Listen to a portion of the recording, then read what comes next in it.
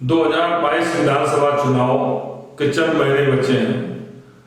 इसमें कांग्रेस की भूमिका क्या होगी, कांग्रेस कहां पर खड़ी है, इसका मैं एक संक्षिप्त विश्लेषण कर रहा हूं।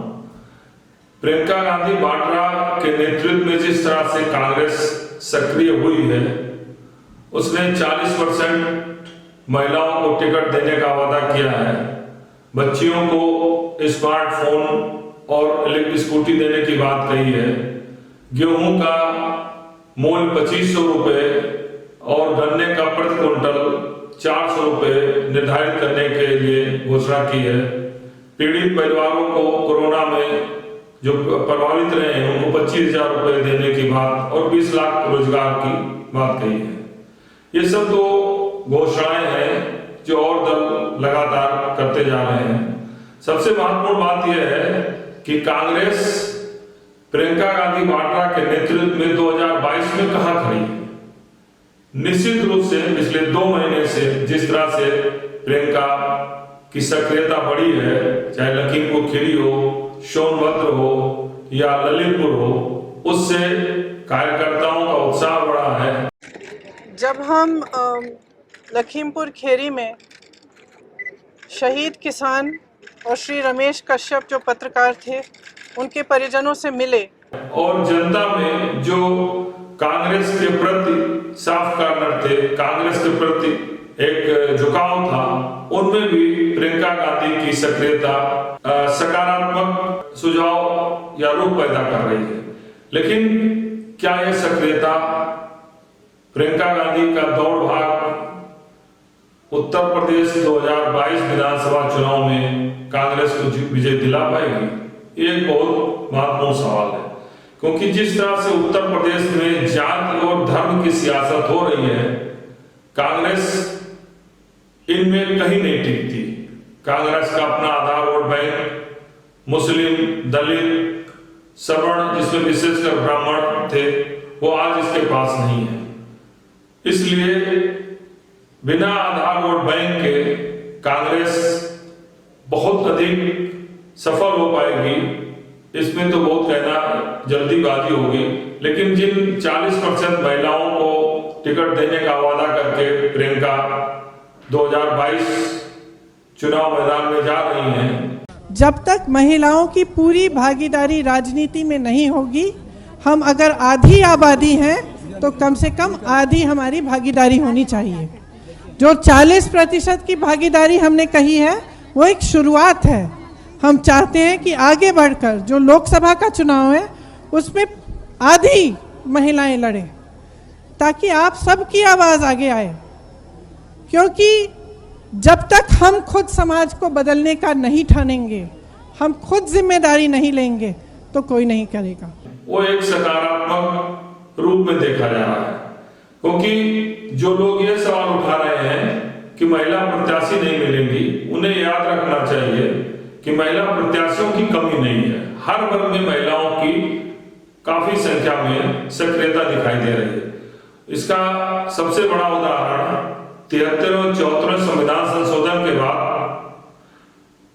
निकायों में और ग्रामीण क्षेत्रों में, पंचायतों में महिलाओं को 1/3 जो आरक्षण दिया गया है, उसमें भारी संख्या में 1995, 2000, 2005, 2010, 2015 और अभी 2 महीने पूर्व हुए पंचायतों के चुनाव में भारी संख्या में महिलाएं चुनकर आई हैं।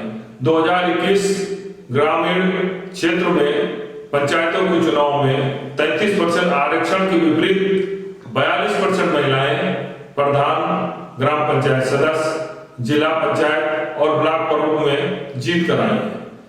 इसका यह संकेत है कि महिलाओं की भागीदारी दिए जाने से या मिलने से उनकी संख्या में, प्रत्याशी बनने की संख्या में कमी नहीं होगी।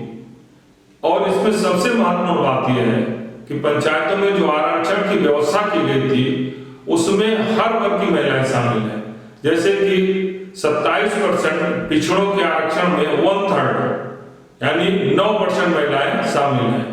इसी तरह सुरक्षित सीटों की SC के लिए 21% में 7% महिलाएं शामिल हैं।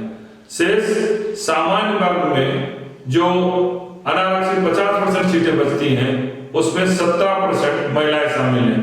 अब अगर हम पूरे महिलाओं, एससी, ओबीसी और सामान्य या महिला को जोड़ें तो 33% आरक्षण की व्यवस्था की गई थी। लेकिन इस 33% के विपरीत 2005, 10, 15 और 21 में 40 और 42% महिलाएं निर्वाचित हुई। इसलिए महिला प्रत्याशी नहीं मिलेगी, इस पर लोगों को गलतफहमी नहीं होनी चाहिए। जहां तक प्रियंका ने जिस तरह से 40% महिलाओं को टिकट देने की बात कही है, अगर इनका ये मुद्दा चल गया और प्रभावी रूप से अच्छी महिलाएं, चाहे एससी की हो, ओबीसी की हो, सामान्य वर्ग से हो, मैदान में आ गई, चुनाव में भागीदारी में आई, तो एक नया चुनावी समीकरण बनेगा। जीतना हारना अलग बात है, लेकिन जो ये कह रहे हैं कि महिलाओं की संख्या कम है, महिलाएं राजनीति में उतनी सक्रिय नहीं है जितना उनको होना चाहिए, उनकी गलतफहमी दूर हो जाएगी। बहुत इंतजार हो गया है। कवि ने भी कहा था, आपने सुना होगा, सुनो द्रौपदी शस्त्र उठा लो, अब गोविंद न आएंगे। सुनो द्रौपदी शस्त्र उठा लो, अब गोविंद न आएंगे। कब तक आस लगाओगी तुम, कब तक आस लगाओगी तुम बिके हुए अखबारों से। कब तक आस लगाओगी तुम बिके हुए अखबारों से। क्या मतलब है इसका? इसका मतलब है कि तुम्हारी लड़ाई लड़ने के लिए कोई नहीं आ रहा है।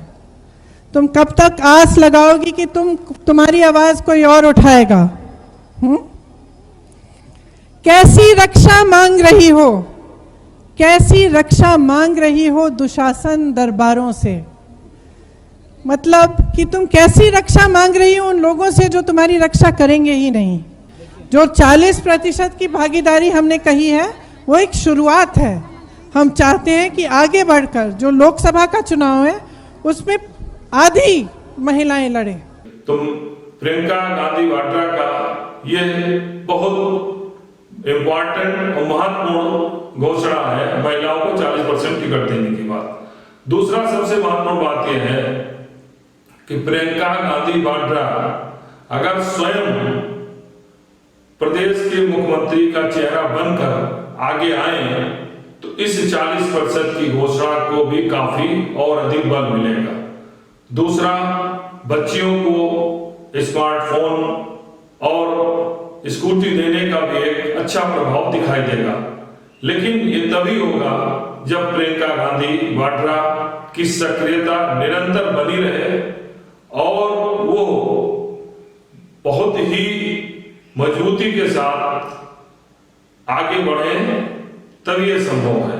ऐसा नहीं है जैसा कि पिछले चुनाव में होता रहा है, पिछले समय होता रहा है कि इवेंट की तरह आई और बयान दिया, आंदोलन में शामिल हुई, पीड़ित परिवार से मिली और वापस दिल्ली चली गई, क्योंकि उसका फॉलो करने के लिए कांग्रेस के पास कोई संगठन नहीं है। क्योंकि पूरी तरह से पिछले 30 सालों में सत्ता से बाहर होने के बाद कांग्रेस का संगठन खत्म हो गया।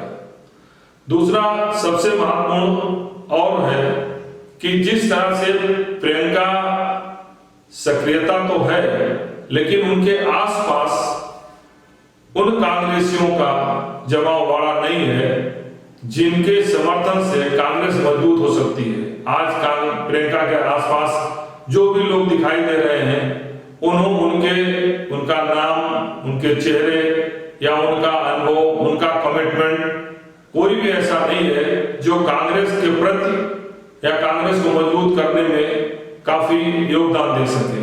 जहां तक प्रदेश अध्यक्ष लल्लू की बात है, निश्चित रूप से एक जुझारू संघर्षशील नेता है, लेकिन कांग्रेस जैसे बड़ी पार्टी के लिए प्रदेश अध्यक्ष का चेहरा एक ऐसा चेहरा होना चाहिए जो सम्मान्य हो, जिसको पूरे प्रदेश की जनता कम से कम जानती हो।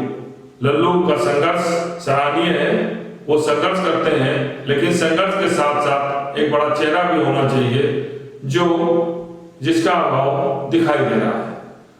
अब 2022 में कांग्रेस कहां खड़ी होगी, क्या स्थिति बनेगी, यह प्रियंका की सक्रियता, प्रियंका की टिकट बंटवारे को लेकर सूझबूझ और पुराने लोगों को कैसे जोड़ती है, किस तरह से जिनका पार्टी से काफी लगाव है उनको कैसे अपने साथ लाती हैं, ये भी बहुत महत्वपूर्ण है।